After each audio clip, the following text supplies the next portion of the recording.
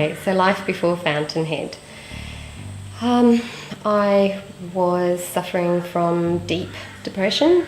Prior to that, I had been sexually assaulted 5 years ago, and prior to that, I'd been suffering from some minor forms of anxiety for most of my life.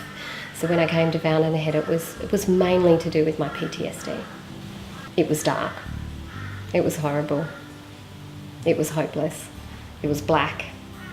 There wasn't anything. Nobody could have told me that I was worth living, existing. It was hard. It wasn't pleasant.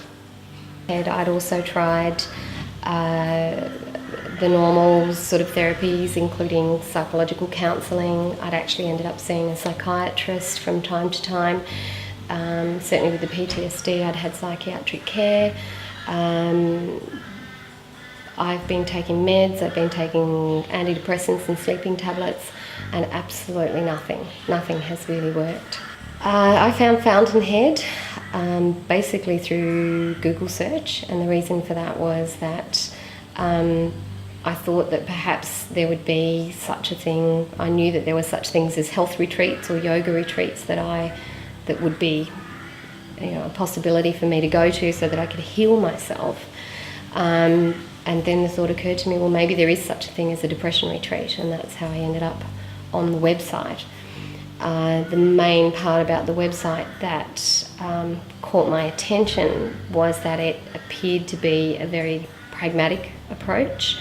I didn't want anything that was even slightly voodoo or sort of with a religious indoctrination. It was really important to me to have something that was more scientifically viable for my brain to sort of deal with. I wanted it to be practical and pragmatic, and that's exactly what it's ended up being. I arrived at Fountainhead. The surroundings are serene and beautiful, and the people were very warm and welcoming and understanding. I think that's the main thing. There was no judgmental approach. It was quite simply, hi, I'm so-and-so, oh, you must be Angela, and it felt a little bit like coming home. The highlights of my stay at Fountainhead have been the ability to get some rest after 25 years on the go, flat stack. It was nice to, in fact, that's a really important thing, is that I was able to remove myself from the situation and come here and shut everything out and say, you know what, I have to do this for me. That's a really, really, really big part of it. The other highlights would probably be the life coaching, get as much of that as you can, the one-on-one massages, the pool, the people. They've all been highlights in one way, shape or form, and it's all been great. When I came in, I was in shock and sort of turned into myself. I could only think about all the problems that I had. I could only think about all the bad things that had ever happened to me. I could only think about how bad the situation was that I was currently in. Now I wake up in the morning when the sun comes up, and I'm glad that the sun's come up.